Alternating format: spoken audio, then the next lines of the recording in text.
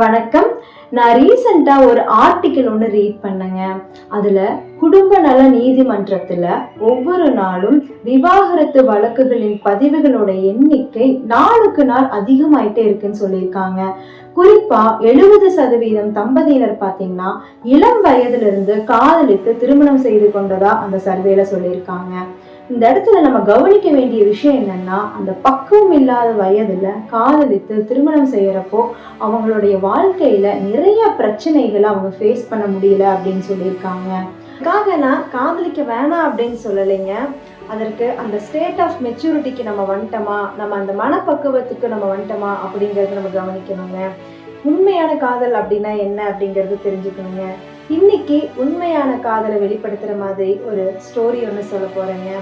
ஒரு கணவன் மனைவி திருமணமாகி 7 வருடங்கள் ஆகுதுங்க. அவங்க ரொம்ப சந்தோஷமா மகிழ்ச்சியா ஒருத்தருக்கு ஒருத்தர் விட்டு கொடுத்து அதிகப்படியான அன்பை வெளிப்படுத்தி வாழ்ந்துட்டு இருக்கிறாங்க. அவருடைய மனைவி ரொம்ப அழகாகவும் அறிவாகவும் இருக்கிறாங்க. ஆனா ஒரு கட்டத்துல மனைவிக்கு வினோதமான ஒரு தோல் நோய் வருதுங்க.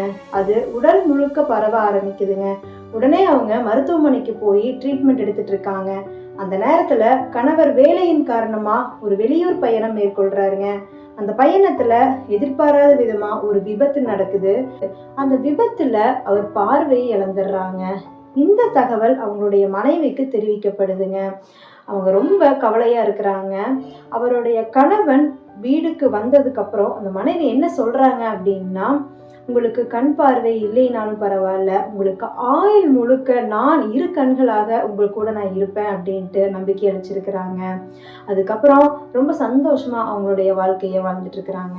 சில வருடங்கள் கழித்து இந்த மனைவியின் தோல் நோய் பார்த்தீங்கன்னா ரொம்ப உடல் முழுவதும் பரவ ஆரம்பிக்குதுங்க. அவங்க மருத்துவமனையில அனுமதிச்சு ஒரு நாள் சிகிச்சை பலனின்றி இறந்துடுறாங்க. தனக்கு எல்லாமுமா இருந்த அந்த மனைவி உயிரிழந்ததா கேட்ட அந்த கணவனின் மனம் ரொம்ப மனசொடைஞ்சு போயிருதுங்க. மனைவியின் இறுதி சடங்கு முடிஞ்சு அவர் சோகமா நடந்து போயிட்டு இருக்கிற நேரத்துல அவருடைய உறவினர் வந்து இந்த கணவன் கிட்ட கேக்குறாரு, இவ்வளவு நாள் கண் பார்வை இல்லைனாலும் உன்னுடைய மனைவி உன்னை நல்லா பார்த்துக்கிட்டா, இனி நீ எப்படி வாழ போற, சரி வா நான் உன்னை வீட்டுக்கு கொண்டு போய் விடுற அப்படின்னு சொல்லியிருக்காருங்க. அந்த நேரத்துல கணவன் என்ன சொல்லியிருக்காருன்னா, எனக்கு கண் பார்வை இருக்கு, என்னால பார்க்க முடியும் அப்படின்னு சொல்லியிருக்காருங்க. ரொம்ப ஆச்சரியத்தோடும் கோபத்தோடய அந்த உறவினர், அப்புறம் ஏன் நீ இவ்வளவு நாள் கண் பார்வை இல்லாதவனா நீ நடிச்ச அப்படின்னு கேட்டிருக்காங்க. அதற்கு அந்த கணவர் என்ன சொல்றாருன்னா, சில வருடங்களுக்கு முன்பு என்னுடைய மனைவிக்கு முதல் தடவையா ஒரு தோல் நோய் வருது. அப்போ மருத்துவமனைக்கு நானும் அவ கூட போனேன். அப்ப மருத்துவர் என்ன சொல்றாருன்னா, என்னை தனியா கூப்பிட்டு இந்த தோல் நோய் ரொம்பவுமே குணப்படுத்த முடியாது, இந்த உடல் முழுவதும் பரவ ஆரம்பிக்கும் அப்படின்னு சொல்லியிருக்கிறாங்க. அந்த நேரத்துல நான் ஒரு நிமிஷம் யோசனை பண்ணி பார்த்தேன். அந்த விஷயம் அவளுக்கு தெரிஞ்சது அப்படின்னா எவ்வளவு ஒரு மனவேதனையா இருக்கும். இவ்வளவு நாள் தன்னை அழகா பார்த்த கணவர் இனி அசிங்கமா பார்க்கணும் அப்படிங்கிற அந்த காயத்தை நம்ம அவளுக்கு கொடுக்க கூடாது அப்படிங்கிறதுக்காக தான் நான் இவ்வளவு நாளும் கண் பார்வை இல்லாத மாதிரி நான் நடிச்சேன் அப்படின்னு சொல்லியிருக்காருங்க. இதை கேட்ட அந்த உறவினரின் கண்கள்ல கண்ணீர் வர ஆரம்பிக்குதுங்க. தன்னுடைய கணவன் கண் பார்வை இழந்தது தெரிஞ்சும் ஆயுள் முழுக்க அந்த கணவனுக்கு 2 கண்களா இருப்பேன்னு சொன்ன அந்த மனைவி, கணவன் தன்னுடைய மனைவியின் மனம் வேதனைப்படக்கூடாதுங்கிறதுக்காக ஆயுள் முழுக்க கண் பார்வையற்ற நபரா நடிக்க துணிந்த அந்த கணவர் எவ்வளவு ஒரு உன்னதமான காதல் பாருங்களேன். இதுதாங்க அந்த உண்மையான காதல். அவங்க உடல் மனம் கடந்து ஆத்மார்த்தமா ஒருவர் நேசிச்சிருக்காங்க. எந்தவித எதிர்பார்ப்பும் இன்றி அன்பை பகிர்ந்திருக்கிறாங்க.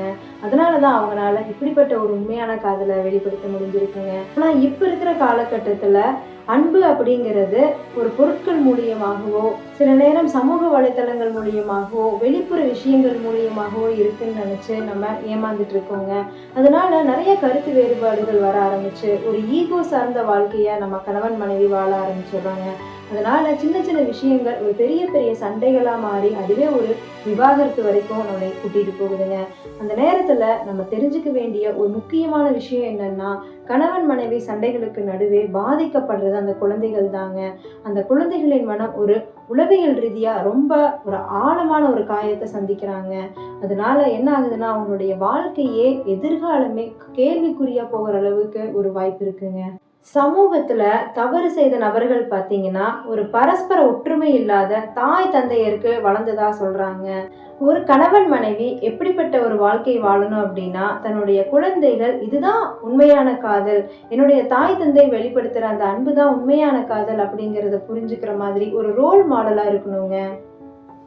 என்னுடைய தனிப்பட்ட வாழ்க்கையில நான் என்ன கத்துக்கிட்டேன் அப்படின்னா, கணவர் மனைவி யாராக இருந்தாலும் ஒரு தங்க கூண்டுல வச்சு அடைச்சு அவங்களை கட்டுப்படுத்தணும்னு நினைக்கிறது ரொம்ப ஒரு தவறான விஷயம். அது என்னன்னா, ஒரு கட்டுப்படுத்த நினைக்க அந்த இடத்துல உண்மையான காதல் இல்லாம போயிரும். உண்மையான காதல் இருக்கிற இடத்துல முழுமையான சுதந்திரம் இருக்கும் அப்படின்னு நான் இடத்துல சொல்றேங்க. ஆனா அந்த சுதந்திரத்தையும் நல்ல வகையில யூஸ் பண்ணி எல்லா சூழ்நிலைகளையும் ஒருவருக்கொருவர் உண்மையாக இருக்கணும் அப்படிங்கறத நான் கேட்டுக்கிறேங்க. நான் இவ்வளவு அன்பை வெளிப்படுத்துறேன், பதிலுக்கு நீயே இவ்வளவு அன்பை வெளிப்படுத்தணும் அப்படிங்கிற ஒரு எதிர்பார்ப்பு இல்லாத ஒரு அன்பா இருக்கணுங்க. ஏன்னா அந்த கணவன் மனைவி அன்பு அப்படிங்கிறது ஒரு சோல் கனெக்டட் ரிலேஷன்ஷிப். அதாவது உடலை கடந்து மனதை கடந்து 2 ஆன்மாக்கள் பயணிக்கிற ஒரு அற்புதமான ஒரு வாழ்க்கைங்க. அதனால இன்னைக்கு நம்ம வாழ்க்கையில ஒரு முடிவு எடுப்போங்க. நம்மளுடைய வாழ்க்கை துணை கிட்ட ஒரு முழுமையான அன்பை வெளிப்படுத்தணும் அப்படிங்கிறத இன்னைக்கு நான் கேட்டுக்கிறேங்க. முழுமையான அன்பு, அந்த அன்புங்கிறது நான் எதை சொல்றேன் அப்படின்னா, எந்தவித எதிர்பார்ப்பும் இல்லாத ஒரு கட்டுப்பாடு நிபந்தனையற்ற ஒரு அன்பா இருக்கணும் அப்படின்னு கேட்டுக்கிறேங்க. ஒவ்வொருவரும் அவங்களுடைய தாயின் கருவறையிலிருந்து ஒவ்வொரு விதமான குணாதிசயங்களை வெளிப்படுத்துறாங்க. ஒவ்வொருவரும் ஒவ்வொரு வாழ்க்கை சூழல்களை வளர ஆரம்பிக்கிறாங்க. அதனால நாம இருக்க மாதிரியே நம்மளுடைய வாழ்க்கை துணை இருக்கணும்னு எதிர்பார்க்கிறது முற்றிலும் ஒரு தவறான விஷயமா இருக்குங்க.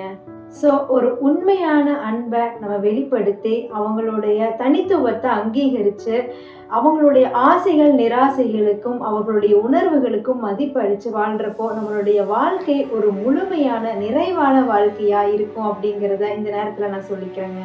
இறைவனின் வார்த்தைகள். உன் மனதில் ஆறாத காயங்கள் இப்பொழுது இருக்கலாம். நம்பிக்கையோடு இரு, நீ விரும்பிய வாழ்க்கையை நிச்சயம் வாழ்வாய்.